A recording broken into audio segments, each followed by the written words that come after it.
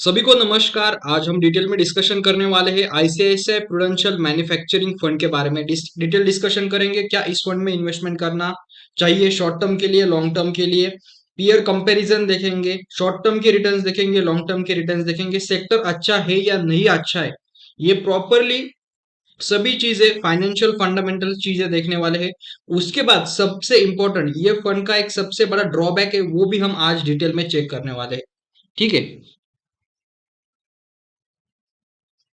Okay. तो immediately screen के ऊपर देखते हैं। एएमसी का नाम है आईसीआईसीआई प्रूडेंशियल एएमसी, जो स्कीम का नाम है आईसीआईसीआई प्रूडेंशियल मैन्युफैक्चरिंग फंड। अभी मैन्युफैक्चरिंग फंड के बारे में आपको मैं थोड़ा बहुत बता देता हूँ।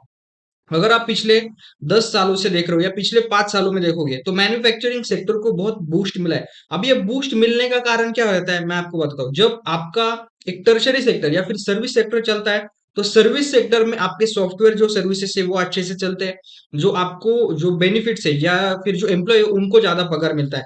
बट मैन्युफैक्चरिंग सेक्टर में क्या होता है, मैन्युफैक्चरिंग सेक्टर में as a economy whole grow होती है, क्योंकि मैन्युफैक्चरिंग के लिए आपको बिल्डिंग लगेगी, रोड लगेगी, ट्रांसपोर्टेशन लगेगे, जो लोगों का मूवमेंट होगा, रिलोकेशन होगा, वो ज्यादा होगा। जो लोगों के हाथ में वेजेस आएंगे, वो जो एम्प्लॉय है, एम्प्लॉय की नंबर्स भी ज्यादा लगते हैं। सॉफ्टवेयर के केस में या फिर जो टर्शरी सेक्टर है, सर्विस सेक्टर, उसमें होता क्या है, जैसी टेक्नोलॉजी की एडवांसमेंट होती है, आपके जो लगने वाले लोग हैं, एम्प्लॉय है, उनकी जो वैल्यू है या फिर जो उनका जो काउंट है वो कम होता है। बट मैन्युफैक्चरिंग सेक्टर में ऐसा नहीं होता, जो लोगों की जो एम्प्लॉयबिलिटी है वो ज्यादा मेंटेन रहती है। इसीलिए अगर आप चाइना देखोगे या फिर जो ग्रोइंग इमर्जिंग जो इकोनॉमी है या फिर डेवलप इकोनॉमी है, उनका अगर आप देखोगे तो मैन्युफैक्चरिंग सेक्टर ने ही उनके जो कंट्री है उनको बूस्ट दिया है। अगर आप कोरिया का देखोगे, ताइवान का देखोगे, या फिर आप इंडोनेशिया देखो, फिर उसके बाद आप चाइना देखो, बहुत सारे जो कंट्रीज है, छोटे छोटे कंट्रीज है, मैन्युफैक्चरिंग के बेसिस पर ही उन्होंने उनको कंट्री को कंट्रीब्यूट किया है। अभी इंडिया के बारे में क्या हुआ है, इंडिया को ये चीज बहुत बाद में समझ आई। अभी अगर पिछले आप 5 सालों से 7-8 सालों से देखोगे तो made in India, made in India, manufacturing in India, ये बातें बहुत शुरू है। इससे होता क्या है कि लोगों लोगों के पास, अगर आप इकोनॉमिक डाटा देखोगे तो हमारे पास जो डिस्पोजेबल इनकम है इंडिया के लोगों के पास, जो एज अ इनकम, हम क्या कहते हैं, एज अ सैलरी सभी को ट्रीट करते हैं कि जो एम्प्लॉयड है, नहीं एम्प्लॉयड है, सैलरी का जो अमाउंट है वो बहुत कम है, कि हमारा जो स्टैंडर्ड ऑफ लिविंग है वो भी बहुत कम लेवल पर आता है। हम थर्ड या फोर्थ फिफ्थ सबसे बड़ी इकोनॉमी है, राइट। फिफ्थ इकोनॉमी सबसे बड़ी है, बट पर कैपिटा इनकम अभी भी बहुत लोअर लेवल पे आते हैं। तो इकोनॉमी बहुत बड़ी है, जीडीपी बहुत बड़ा है क्योंकि हमारी पॉपुलेशन बहुत बड़ी, बट पर कैपिटा इनकम ज्यादा है या कम है, वो बहुत कम है। और वो बूस्ट कैसे होगी, मैन्युफैक्चरिंग सेक्टर को। तो गवर्नमेंट की सबसे बड़ी प्रायोरिटी ये रहेगी कि मैन्युफैक्चरिंग सेक्टर को बूस्ट करो और पर कैपिटा इनकम बढ़ानी चाहिए, तभी इंडिया या फिर जो इंडिया की इमर्जिंग इकोनॉमी हम कहते हैं कि अच्छे से इमर्जिंग होती है, तब वो सिचुएशन तब आएगी। विदाउट मैन्युफैक्चरिंग सेक्टर ये नहीं आएगी। इसीलिए आज का जो टॉपिक है या फिर आज की जो स्कीम है आईसीआईसीआई प्रूडेंशियल मैन्युफैक्चरिंग की, वन ऑफ द बेस्ट है। अभी अगर उसके रिटर्न देखे तो पिछले 1 सालों में वो स्कीम ने लगभग 60% प्लस रिटर्न दिया आपको। ऐसा नहीं कि हर साल उतना रिटर्न देगी आपको, बट जब इकोनॉमी पहले, अगर आप आईटी सेक्टर देखोगे तो 2000 या 2005 2002 तब से आईटी सेक्टर लगभग 25 इयर्स कंप्लीट हुए, बट मैन्युफैक्चरिंग सेक्टर के बूस्ट को बहुत कम समय हुआ है। लगभग आप 5 साल 7 साल पकड़ लो। जो आने वाला टोटल एड्रेसेबल मार्केट या फिर जो आने वाला समय है वो सबसे बड़ा मैन्युफैक्चरिंग के लिए रहेगा। तो छोटी सी एक सबसे रिक्वेस्ट है कि चैनल को सब्सक्राइब करना, क्योंकि चैनल को 40 सब्सक्राइबर से 41 आप 100 कर देना, ठीक है। इतनी छोटी सी रिक्वेस्ट है। इमीडिएटली स्क्रीन के ऊपर देखते हैं और शुरू करते हैं। ICICI prudential manufacturing fund one of the best fund है। स्टॉक्स देखेंगे, फंडामेंटल देखेंगे, सभी चीजें प्रॉपर जानने वाले हैं। उसके बाद नीचे आते हैं, एयूएम एसेट अंडर मैनेजमेंट। अगर एक सिंपल मैं बात बता दूं आपको, फिलहाल 3-4 महीने में जो एएमसी एसेट मैनेजमेंट कंपनी है, सभी ने मैन्युफैक्चरिंग फंड निकाला है। मतलब किसी को 2 महीने हो गए, किसी को 4 महीने, किसी को 1 महीने, सभी ने मैन्युफैक्चरिंग फंड निकाला है। बट आईसीआईसीआई प्रूडेंशियल एएमसी का जो फंड है मैन्युफैक्चरिंग, उसको 5 साल, लगभग 6 साल कंप्लीट हुए, होने वाले हैं 5 साल 9 5 महीने 5 साल 9 मंथ, ये आपको ध्यान में रखना। अगर आप एसेट अंडर मैनेजमेंट देखोगे तो लगभग 6,000 करोड़ का, प्रिसाइज को तो 5,960 करोड़ का एसेट अंडर मैनेजमेंट है। इतना जो मैनेजर से वो फंड या स्टॉक्स मैनेज कर रही है, इतने पैसों का यहाँ पर मेंटेन करना।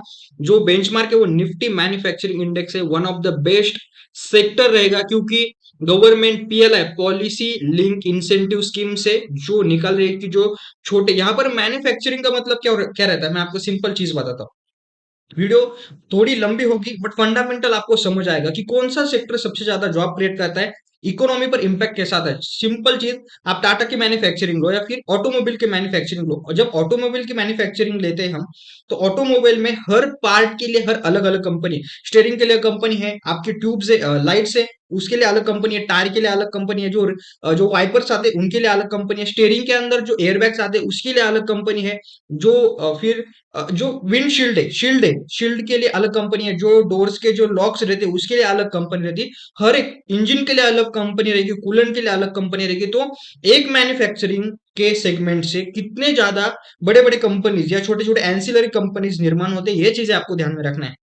तो गवर्नमेंट का हमेशा ये मोटिव रहता है कि जो मैन्युफैक्चरिंग सेक्टर है उसे बूस्ट करो, और यही नहीं, कोई कौन सा भी गवर्नमेंट हो, अगर आप अभी फिलहाल में देखोगे तो मैन्युफैक्चरिंग इंडस्ट्री का सबसे बड़ा है Hindustan aeronautics company, aeronautical company, यानी जो डिफेंस के इक्विपमेंट है, हम 75 ईयर से देखते हैं कि वॉर चल रहा है, इंडिया या सभी जो देशों का वॉर है वो चलता रहता है थोड़े बहुत, बट जो डिफेंस के इक्विपमेंट है हम सभी इंपोर्ट करते थे, कुछ भी मैन्युफैक्चरिंग मेड इन इंडिया नहीं था। अगर आप अभी के डाटा देखोगे तो इंडिया सबसे तेजी से जो डिफेंस इक्विपमेंट है वो प्रिपेयर करने के लिए तैयार हो रहा है या फिर प्रिपरेशन चालू है, उसके लिए जो हिंदुस्तान एरोनॉटिकल कंपनी है, गवर्नमेंट ओन करती है उसे, वो उसका ओन मैन्युफैक्चरिंग चल रहा है। तो इसका बेनिफिट क्या होता है, टैलेंट डेवलप होता है, टैक्स गवर्नमेंट को जाता है, जब एम्प्लॉयमेंट निर्माण होती है, और कंट्रोल रहता है, सबसे इंपॉर्टेंट बात, आप एक कॉस्ट इफेक्टिव तरीके से आप उस चीज को एक्सपोर्ट भी कर सकते हो। अगर आप देखोगे तो इंडिया ने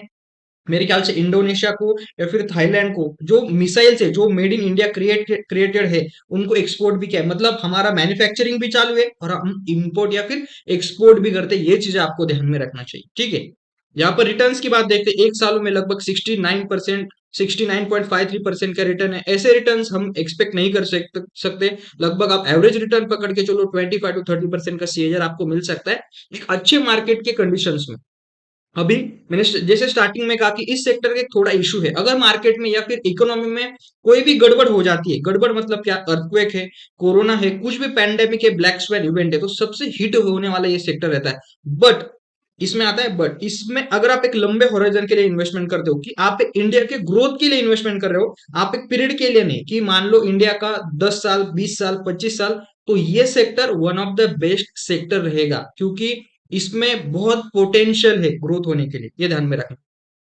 3 साल का अगर सीएजआर देखे तो 33%, 5 साल का देखे तो लगभग 29.96, यहाँ पर ये ध्यान में रखना है, ये आपको नोट करने वाली चीज है कि जो मिड कैप है, स्मॉल कैप है, उसके बराबरी के रिटर्न आपको मैन्युफैक्चरिंग सेक्टर दे सकता है। बट डिस्क्लेमर है, मैंने जैसे कहा, थीमेटिक फंड है, कुछ भी इकोनॉमी में गड़बड़ है तो सबसे हिट होने वाला है सेक्टर है, बट इकोनॉमी अच्छी है, अगर आप इंडिया के ग्रोथ के लिए इन्वेस्टमेंट करते हो तो this is the one of the best sector, ये कंसिडर करते हैं आप, ठीक है। तो इक्विटी की इन्वेस्टमेंट कितनी है, लगभग 95% है। लार्ज कैप में इन्वेस्टमेंट कितनी है, लगभग 52% की इन्वेस्टमेंट लार्ज कैप में। ऐसा नहीं कि छोटे छोटे कंपनियां ही सिर्फ इन्वेस्टमेंट होती है उनमें, लार्ज कैप के जो कंपनी है, जैसे मैंने कहा मारुति सुजुकी है, टाटा मोटर से बहुत, मैं आपको हम डिटेल में देखेंगे कि किस स्टॉक्स में इन्वेस्टमेंट करते हैं, ताकि आपका फंडामेंटल क्लियर होना चाहिए। मिड कैप में भी इन्वेस्टमेंट करते हैं, स्मॉल कैप में भी इन्वेस्टमेंट करते हैं।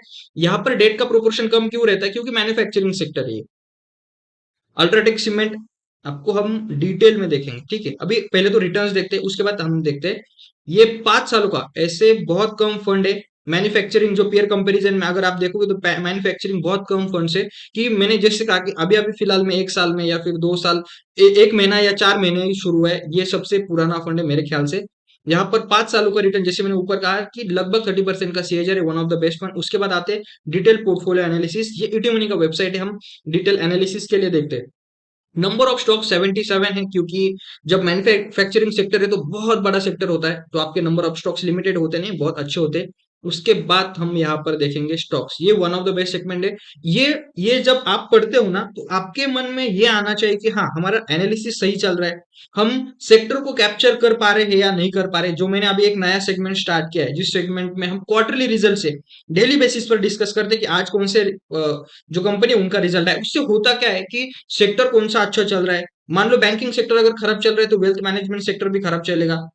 सिंपल एग्जांपल, अगर टूरिज्म सेक्टर अच्छा चल रहा है तो ट्रांसपोर्टेशन सेक्टर अच्छा चलेगा, लॉजिस्टिक सेक्टर अच्छा चलेगा। लोग अगर स्पेंड कर रहे हैं, अगर टूरिज्म सेक्टर अच्छा चल तो एविएशन सेक्टर अच्छा चलेगा। इससे आपकी एनालिटिकल थिंकिंग डेवलप होती है। ये चीजें मतलब बहुत हार्ड नहीं है, बट एज अ इन्वेस्टर आपको ये चीजें ध्यान में रखना चाहिए, क्योंकि जो दिमाग लगाने से अगर थोड़ा बहुत अच्छा रिटर्न मिल सकता है तो why not to get that return, right?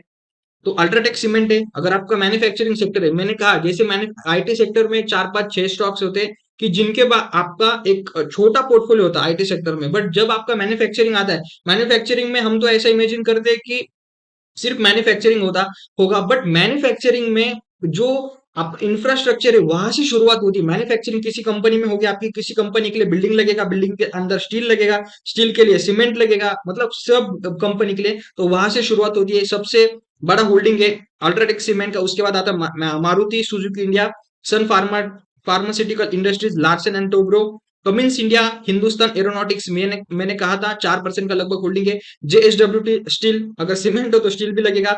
Reliance Industries monopoly business है। सीमेंस 3% का। Hero MotoCorp. अगर आपके इंडिया में या फिर आपके कंट्री में अगर मैन्युफैक्चरिंग बूस्ट करता है तो ये जो मोनोपोली सेक्टर से या फिर जो स्टॉक के स्टॉक्स है ना, उनका बहुत बड़ा कंट्रीब्यूशन होता है, क्योंकि उनके पास बड़ा पैसा होता है, वो इन्वेस्टमेंट कर सकते हैं। छोटे कंपनीज को वो क्या करते हैं, अभी हीरो मोटर कॉप है, नई नई गाड़ी लॉन्च करेगा और बाद में जो छोटे छोटे पार्ट एंसिलरीज है वो आपके, जो हम कहते हैं कि दूसरे कंपनी को कॉन्ट्रैक्ट दे देगा, इसलिए उनके पास बड़ा पावर रहता है। इसीलिए मैन्युफैक्चरिंग सेक्टर में जो बड़े बिजनेसेस है उनको कंट्रीब्यूट ज्यादा किया जाता है, क्योंकि उनके पास बड़ा पैसा है बड़े इन्वेस्टमेंट करने का। ये बहुत कैपेक्स ह्यूज कैपेक्स सेक्टर है, क्योंकि इसमें पैसा बहुत ज्यादा लगता है। भारत फोर्ज है, अंबुजा सीमेंट है, बीईएमएल, हिंदाल्को इंडस्ट्रीज, आपकी मेटल इंडस्ट्री है, Aurobindo pharma, Vedanta metal sector. उसके बाद Orient cement, Jindal steel and power, Aarti industries, Hindustan petroleum corporation, Balkrishna industries. कहां पर गया, हाँ, बालकृष्ण इंडस्ट्रीज टायर का है, यहाँ पर 2% का है। यहाँ पर आपको सेक्टर भी देखना है कि किस सेक्टर में कितना एलोकेशन हो रहा है।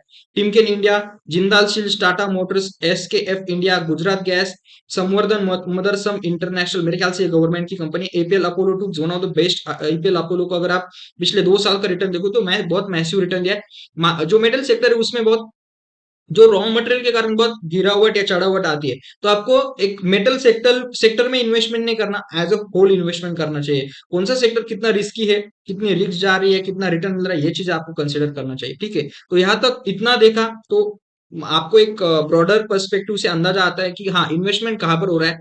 एक्चुअली जो कंपनी मैन्युफैक्चरिंग कर रही है, अगर आप रोड देखोगे तो लार्सन एंड टब्रो आपका रोड बना रहा है। अगर आप गाड़ी देखो तो आपकी मारुति गाड़ी बना रही है। अगर टू व्हीलर देखो तो हीरो मोटर को। अगर गोलियां देखे, अगर लोगों के हाथ में मैन्युफैक्चरिंग बढ़ेगी तो लोगों के हाथ में डिस्पोजेबल इनकम आएगा तो लोग अच्छे हॉस्पिटल में जाएंगे, हॉस्पिटल भी इंक्लूडेड है आपका। जैसे मैंने कहा, जब इंडिया ग्रो होता है तो ग्रो होने के समय आपके डिफेंस इक्विपमेंट आप उतने स्ट्रांग होने चाहिए। Hindustan aeronautics one of the best example है। तो इतने में आपको समझ आना चाहिए कि कैसे इन्वेस्टमेंट होता है। यहाँ पर ज्यादा आपके पेयर कंपैरिजन है ही नहीं, क्योंकि ज्यादा मैन्युफैक्चरिंग की फंड है नहीं। आपको ये ध्यान में रखना चाहिए क्या इस फंड में इन्वेस्टमेंट करना चाहिए। मैंने जैसे कहा था, ये थीमेटिक फंड है। अगर आप इंडिया के ग्रोथ में शामिल होना चाहते हो तो विदाउट मैन्युफैक्चरिंग आप उसे छोड़ ही नहीं सकते। विदाउट मैन्युफैक्चरिंग सेक्टर को सिलेक्ट करते हुए आप वो रैली ही नहीं कर सकते, उसमें पार्टिसिपेट ही नहीं कर सकते। तो आपको इन्वेस्टमेंट 100% करना चाहिए, बट आपका पोर्टफोलियो एलोकेशन प्रॉपर होना चाहिए। ऐसा ना हो कि जैसे मैंने कहा, सबसे बड़ा हिट होने वाला भी सेक्टर है कि किसी ब्लैक स्वैन इवेंट के कारण, बट आपको उसमें पार्टिसिपेट करना है एक लंबे हॉराइजन के लिए, 5 साल, 10 साल, 15 साल में कहता हूँ मैसिव एक कंपाउंडिंग बहुत अच्छे से रिटर्न मिलेंगे आप। तो एक सबसे, अगर वीडियो यहाँ तक देखा होगा तो सबसे एक छोटी सी रिक्वेस्ट है, चैनल को सब्सक्राइब किए बिना मत जाना। Thank you very much, have a great day.